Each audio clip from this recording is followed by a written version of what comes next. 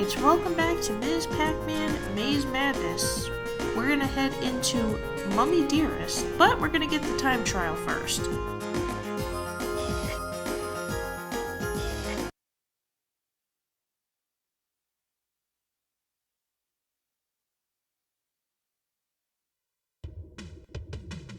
So they give us 4.5 minutes to complete this.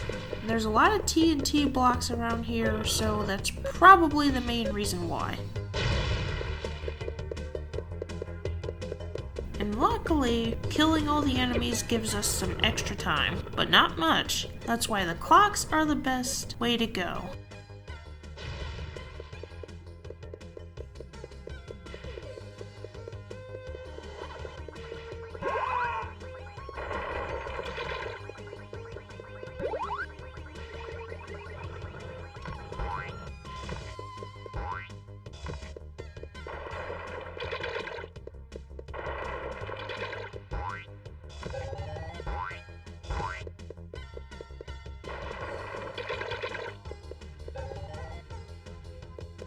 If you get hit by the fire, it'll take 10 seconds off the clock. So yeah, don't get hit.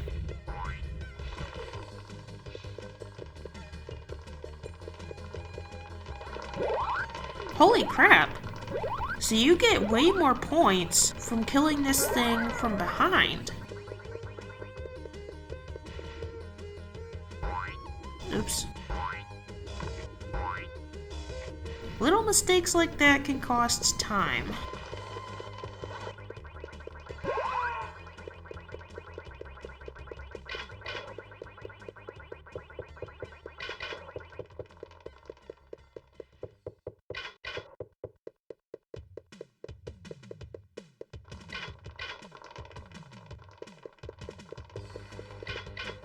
Okay, let's get this clock real quick.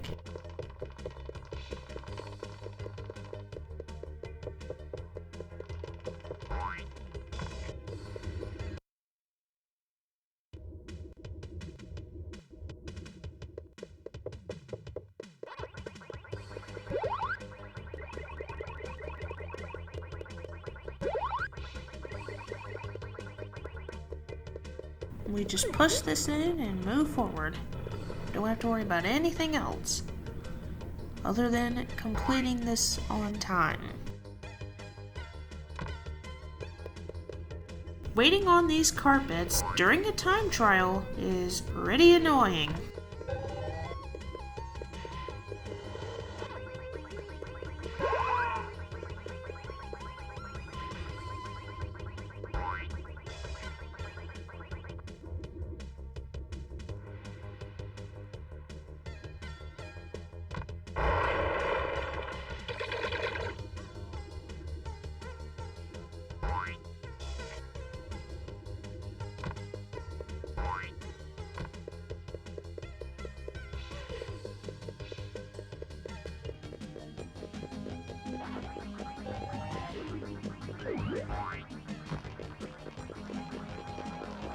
Oh, okay, I'm not gonna waste time going after that.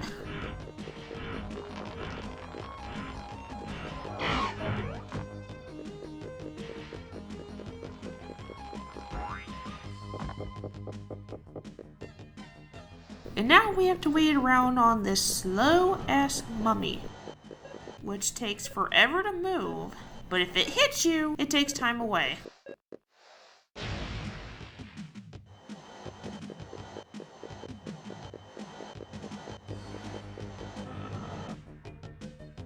Come on. Oh my god, he takes so freaking long.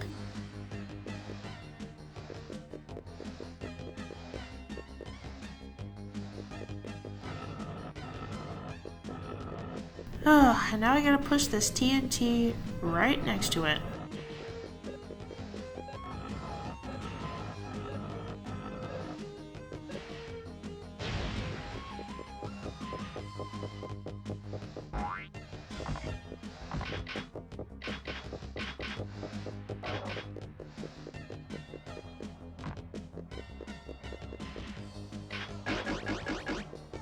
Okay, let's grab this ghost.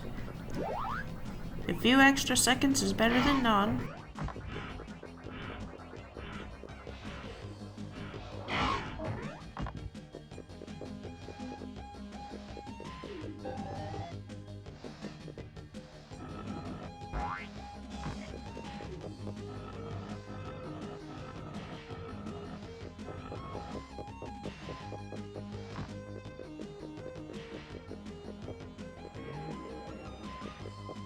Okay, let's kill this guy real quick.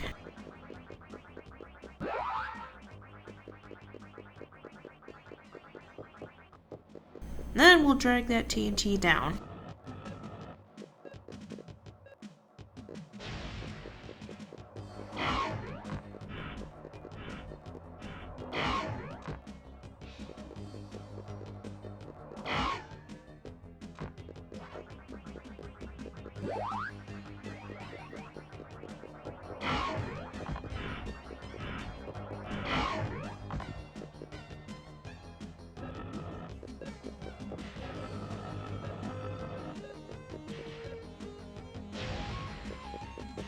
Okay, we got out of here in a comfortable amount of time. And believe me, these took a lot of tries to do. Which is why I'm only going to be doing some of the time trials, not all of them. Unless I have to.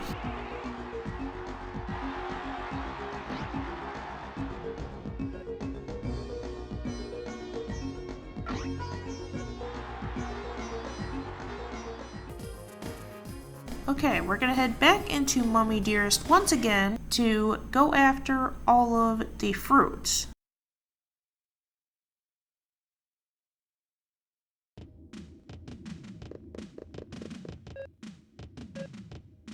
So another interesting Pac Man fact, Pac Man designer Toru Iwatani had no training as a designer or programmer. When the 22-year-old Toru Iwatani started work at Namco in 1977, he had no particular interest in designing video games. In fact, Iwatani initially expected that he'd work on pinball machines, but instead ended up designing the Breakout-inspired paddle games GB in 1978, Bombi, and QDQ in 1979. 2 years after Pac Man's release in 1980, he designed Pole Position.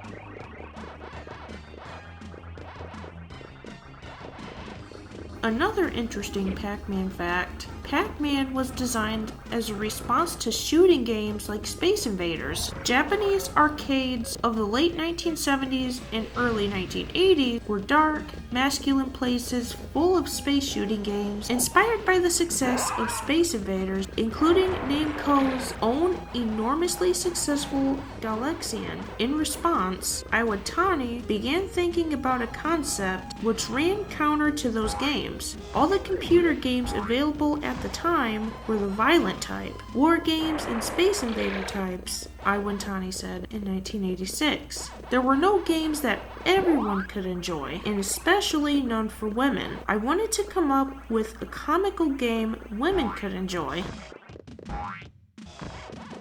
Well, he ended up creating a game that anybody can enjoy, children and adults.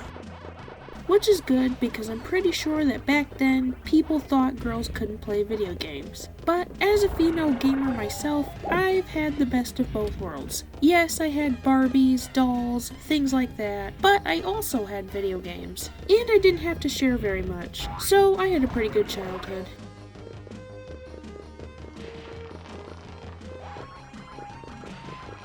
The next interesting Pac Man fact says, Pac Man gameplay and ghosts were inspired by comic book characters. As Iwatani continued to develop the idea of a game which involved eating, he added the concept of a maze. Then came the Power Pellet or Power Cookie, a special item that allowed Pac Man to eat his enemies. Iwatani later revealed that the power-up idea was inspired by Popeye, who often defeated his arch-rival Bluto by eating spinach. It was one of the first games to introduce cutscenes.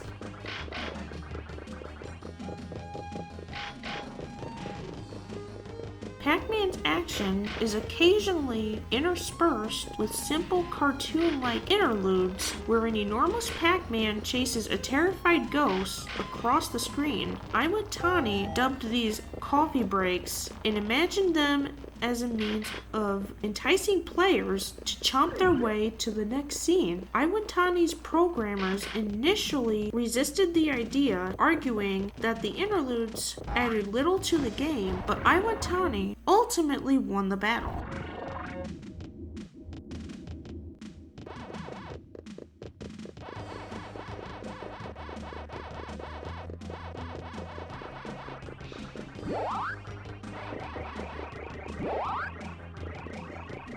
Oh yeah, I completely forgot that I was able to go to the new area.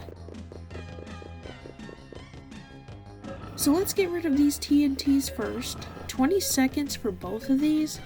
Wow.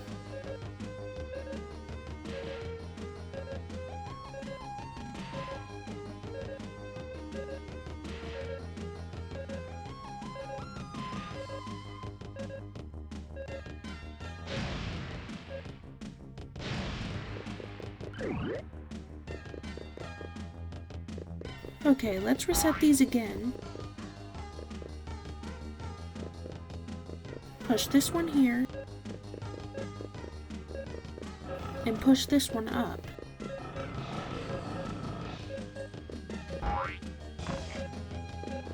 Hold on, I screwed up.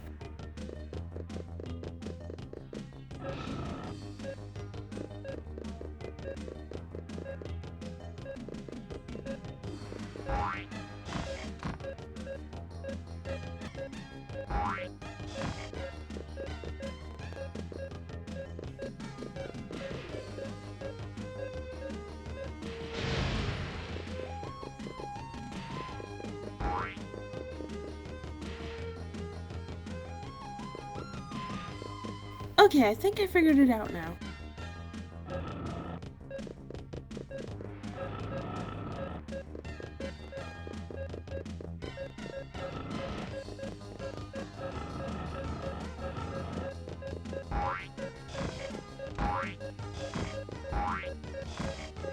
There we go.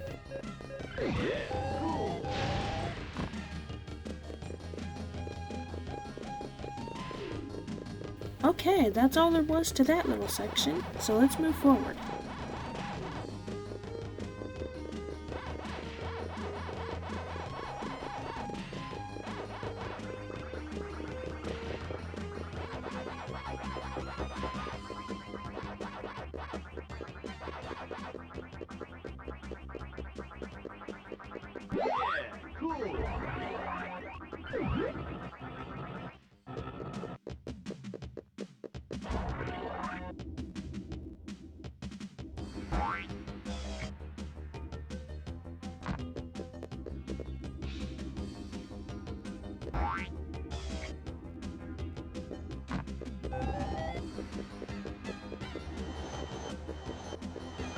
So yeah, I'm just gonna be reading some more facts to you guys because there's really not much else to talk about. I've been through these levels before, and I'm just here to complete them 100%.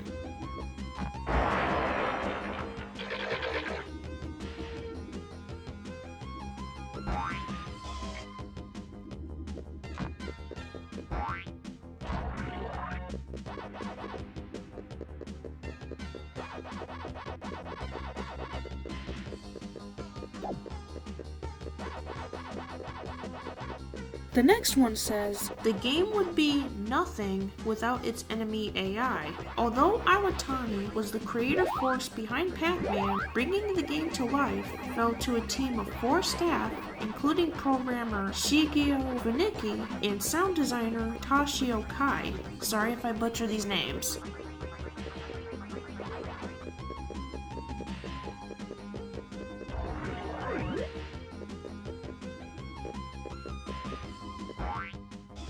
Development of the game took around 18 months, an unusually lengthy production for the era, with the ghost's behavior posing the greatest challenge. As Iwatani himself admitted, there's not much entertainment in a game of eating, so we decided to create enemies to inject a little excitement and tension.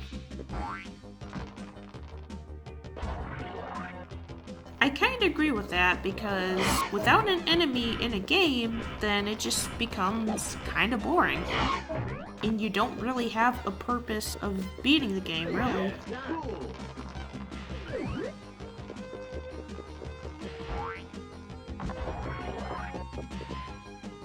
Time to deal with this annoying mummy once again. Luckily, it's the last time we have to worry about it. So I decided to speed this part up because I've already shown this off twice already.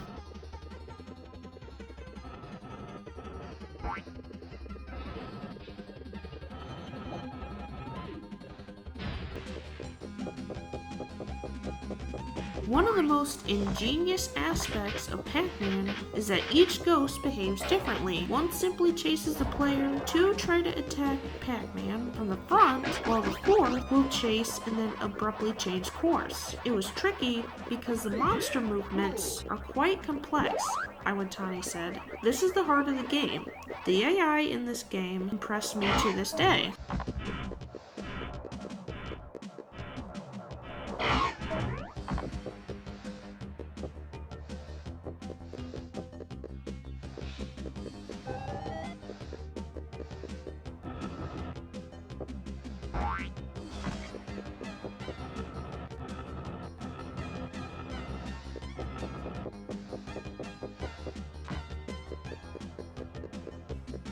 Okay, so there's really not much else for me to talk about right now, so I'm just gonna be quiet and let you guys enjoy the gameplay.